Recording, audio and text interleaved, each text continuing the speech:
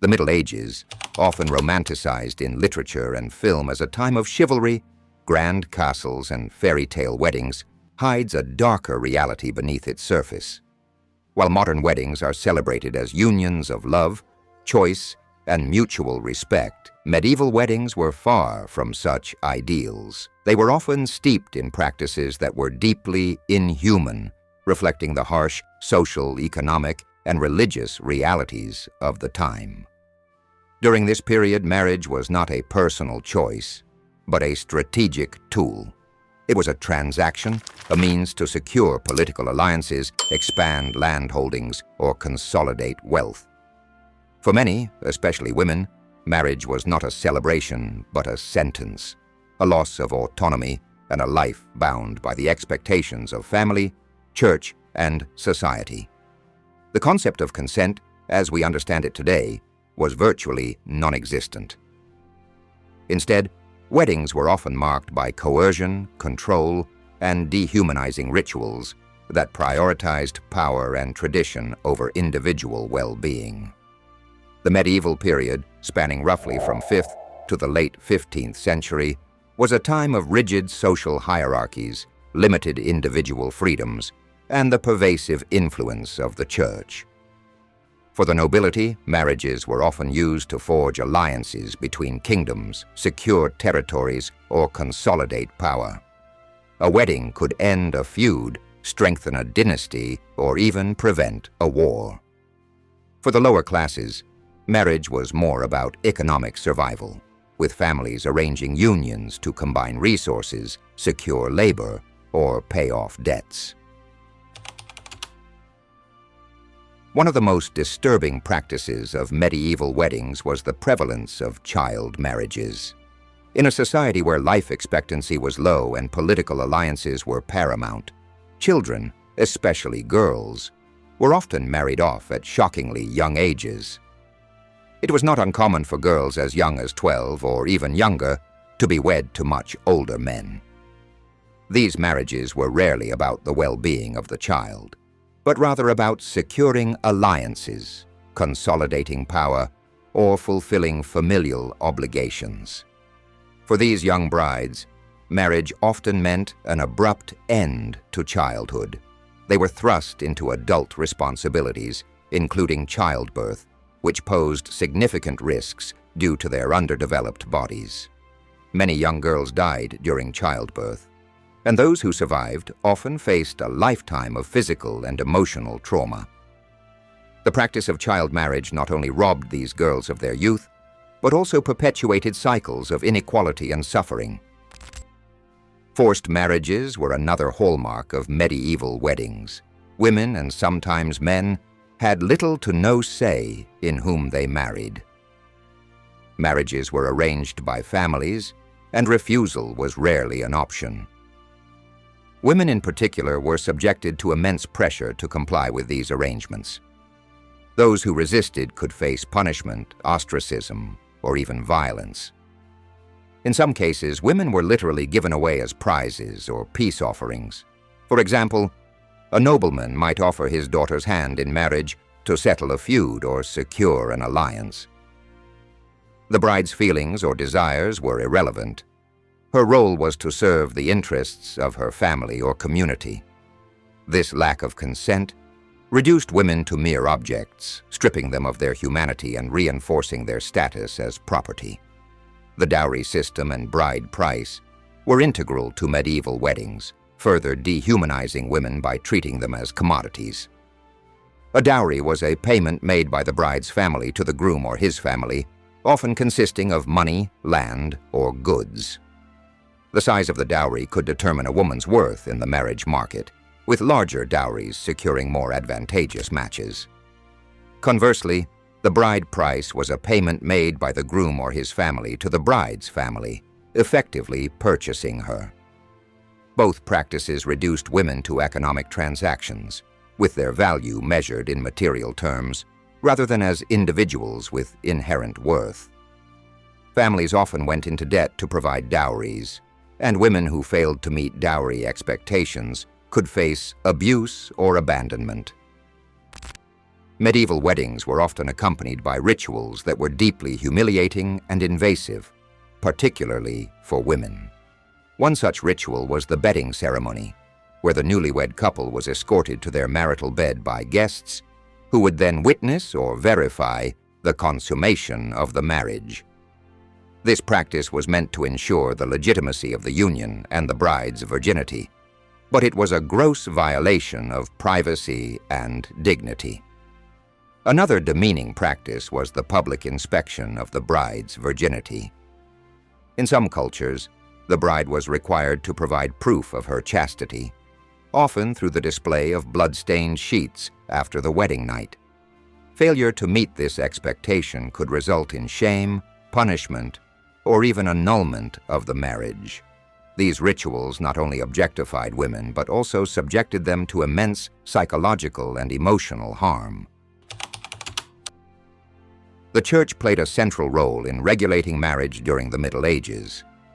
By the 12th century, marriage had been declared a sacrament, meaning it was considered a sacred institution ordained by God. However, this religious significance did not translate into greater freedom or equality for those entering into marriage. Instead, the Church imposed strict rules and expectations that often reinforced the subjugation of women and the transactional nature of unions. One of the Church's key doctrines was the concept of marital debt, which obligated spouses to fulfill each other's sexual needs. While this might seem like a mutual obligation, in practice, it often meant that women had no right to refuse their husbands, effectively legitimizing marital. The Church also placed a high value on female chastity, tying a woman's worth to her virginity and her ability to produce legitimate heirs. This focus on purity and procreation further reduced women to their reproductive roles, stripping them of individuality and autonomy.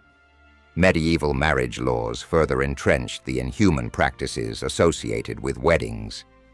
In many regions, marriages could be arranged without the consent of the bride or groom, and once a union was formalized, it was nearly impossible to dissolve. Divorce, as we understand it today, was virtually non-existent. Annulments were rare and typically required proof of some impediment, such as consanguinity, being too closely related, or impotence. Even in cases of abuse or neglect, women had little recourse to escape their marriages. The legal system also reinforced the idea of women as property. Upon marriage, a woman's legal rights were often transferred to her husband, leaving her with no control over her own body possessions or decisions. This legal subjugation mirrored the broader societal view of women as inferior and dependent on men. At its core, medieval marriage was a system of control over women, over land, over wealth, and over social order. It was a mechanism for maintaining the status quo and ensuring that power remained in the hands of the elite.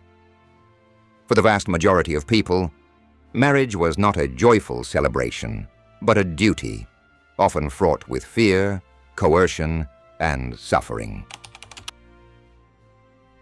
Even after the death of a husband, women often faced continued dehumanization.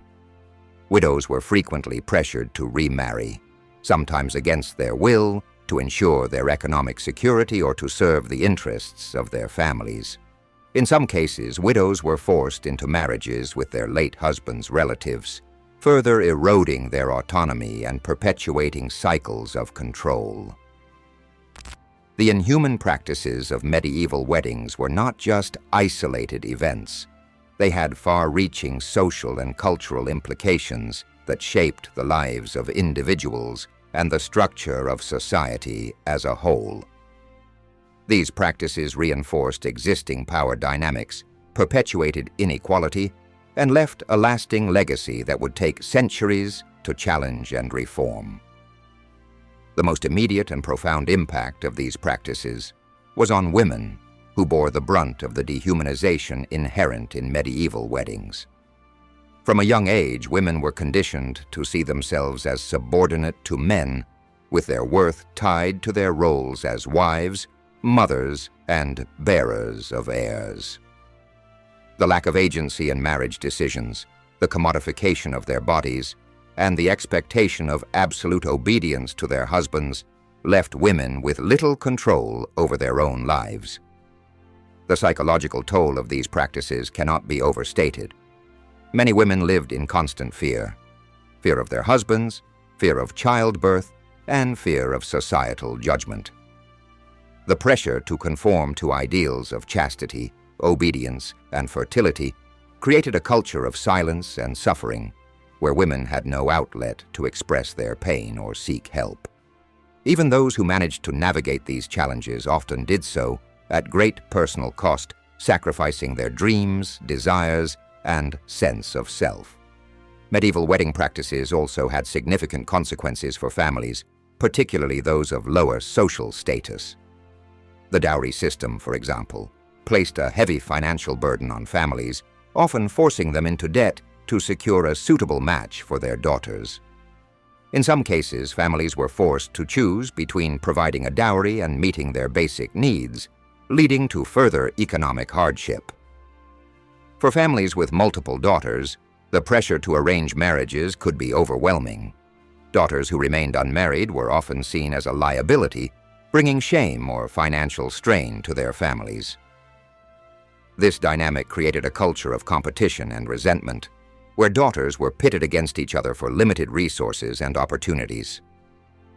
At a broader level, the inhuman practices of medieval weddings reinforced and perpetuated the rigid social hierarchies of the time. Marriage was a tool for maintaining the status quo, ensuring that power and wealth remained concentrated in the hands of the elite. By controlling who could marry whom, the ruling class was able to consolidate their influence and prevent upward mobility for those lower on the social ladder. These practices also contributed to a culture of violence and control, where power was exercised through domination and subjugation. The normalization of forced marriages, marital rape, and public humiliation sent a clear message that individuals, particularly women, were expendable and that their rights and dignity were secondary to the interests of family, church, and state.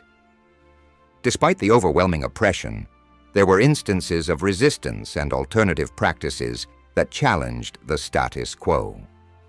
Some women found ways to assert their agency, whether through secret marriages, elopements, or appeals to the church. In rare cases, women were able to secure annulments or separations, though these options were often limited to those with wealth or influence. Medieval weddings were not just ceremonies. They were reflections of a society that prioritized power and tradition over the well-being of individuals. The child marriages, forced unions, and dehumanizing rituals that characterized these weddings were symptoms of a broader system of inequality and oppression. Yet even in the face of such adversity, there were glimmers of resistance and hope, reminders that the human spirit cannot be easily subdued.